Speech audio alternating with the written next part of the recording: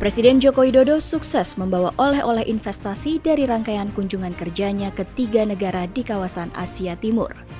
Dalam kunjungan ke 3 negara tersebut, sang kepala negara berhasil meraih kesepakatan investasi dengan total nilai yang diperkirakan lebih dari 185 triliun rupiah.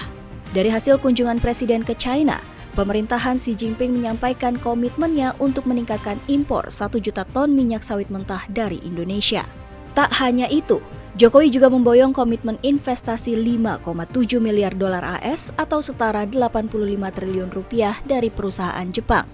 Sedangkan dari negeri ginseng, Presiden Joko Widodo berhasil menggait komitmen dari 10 investor sebesar 6,7 miliar dolar AS atau setara 100,6 triliun rupiah.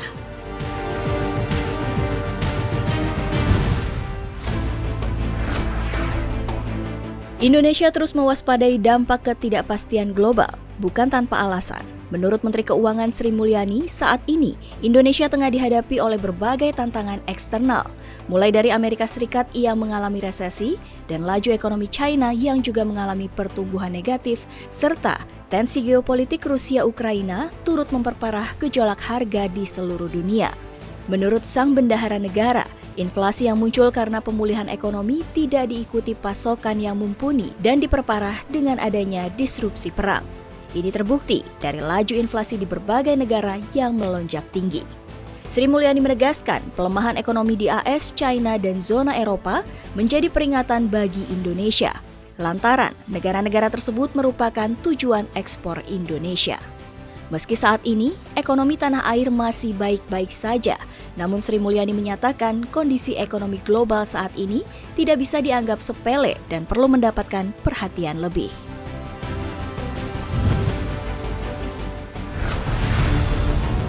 Proyek kereta cepat Jakarta-Bandung kembali diterpa hambatan baru.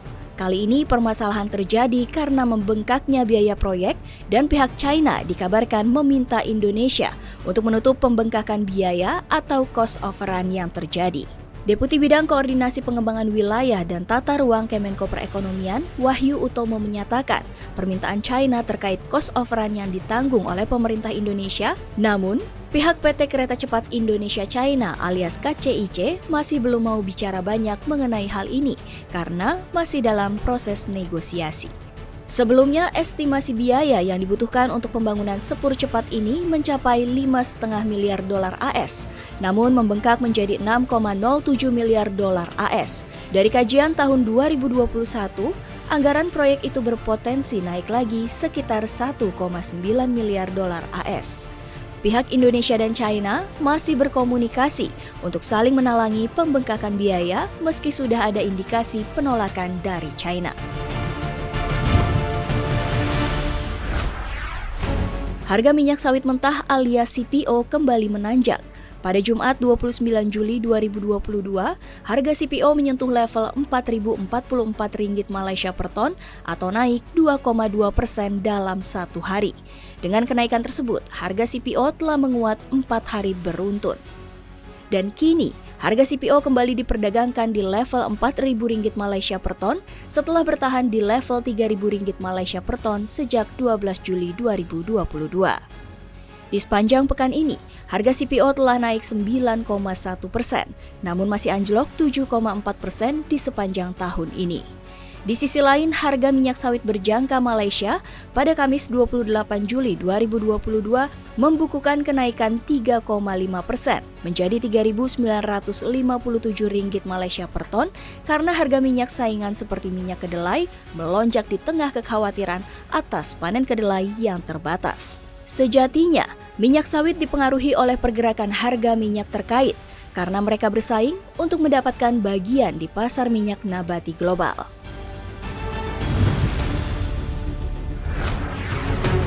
Ekonomi negeri Paman Sam sedang tidak baik-baik saja.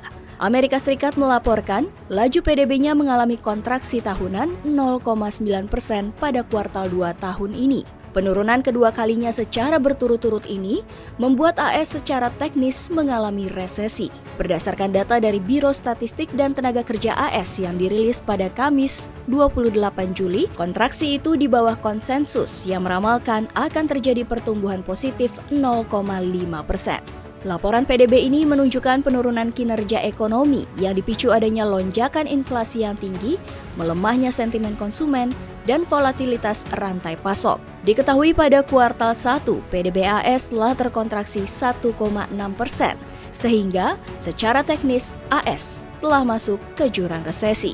Namun Menteri Keuangan Amerika Serikat Janet Yellen menolak negaranya disebut resesi, kendati ekonomi negara pemansam tersebut terkontraksi. Menurutnya, kondisi resesi yang sebenarnya terjadi pada ekonomi secara luas. Yellen mengungkapkan pasar tenaga kerja Amerika Serikat masih kuat.